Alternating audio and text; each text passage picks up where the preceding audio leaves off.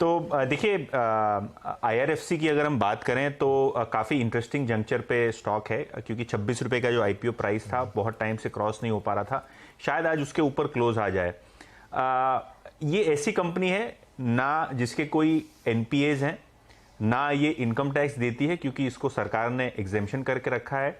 इनका cost of funds अगर आप देखें तो कोई भी NBFC के मुकाबले सबसे कम है। AAA रेटिंग है और रेलवे का जितना भी फाइनेंसिंग होता है या रेलवे जितना भी केपेक्स करता है उसका लगभग 35 से 40% फंडिंग IRFC करती है और 14% का रिटर्न ऑन इक्विटी है। मोर इंपॉर्टेंटली इस कंपनी के केवल 34 एम्प्लॉई हैं।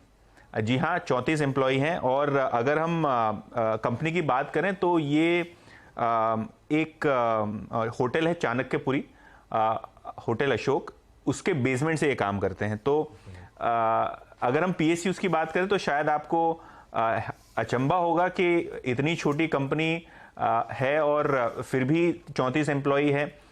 FY22 का प्रॉफिट अगर आप देखें तो करीब करीब 6000 करोड़ है।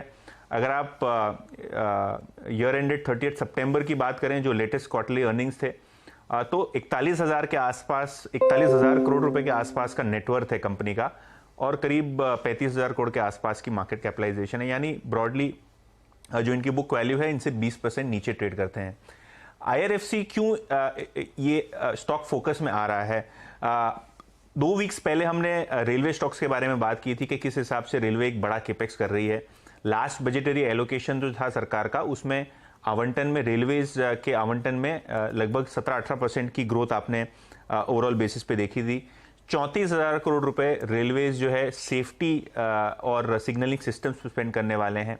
करीब करीब 90,000 नए वैगन्स का ऑर्डर जो है FY25 तक इंडियन रेलवेज दे सकती है। और कंपनी का अगर आप फंडिंग मिक्स देखें तो 45% का जो फंडिंग होता है ये रोलिंग स्टॉक और वैगन एडिशन में जाता है IRFC की तरफ से, और बाकी का 55% है ये इंफ्रास्ट्रक्चर की तरफ जाता है। ऑब्वियसली अगर आप लिस्टेड कंपनी देखें तो RVNL और रेलटेल, इनकी जो फाइनेंसिंग है और इनको जो लोन्स देने का काम है वो IRFC करती है। तो ऑब्वियसली अगर RVNL की ऑर्डर बुक आप बोल रहे हो कि रिकॉर्ड हाइस पे है, तो जाहिर सी बात है जो फंडिंग रिक्वायरमेंट होगी वो IRFC से आएगी। कोंकण रेलवे है, पिपावर रेलवे है, जो रैपिडली एक्सपैंड हो रहे हैं ये सेक्टर्स, यहाँ भी फंडिंग जो है IRFC देती है। और सबसे मजे की बात यह है कि जो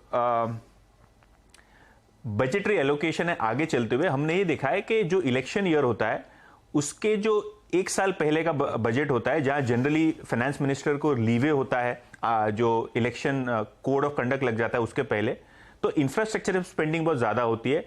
और रेलवे में एम्प्लॉयमेंट मल्टीप्लायर और GDP मल्टीप्लायर दोनों सबसे ज्यादा आपको देखने मिलता है इंफ्रास्ट्रक्चर पैक के अंदर। तो कहीं ना कहीं बाजार ने ये रियलाइज किया है कि ये कंपनी जिसके 0 NPAs हैं, कोई टैक्स नहीं देती, पूरा का पूरा पैसा जो है वो बॉटम लाइन में फ्लो होता है, शायद यहां मौके बनेंगे कमाई के।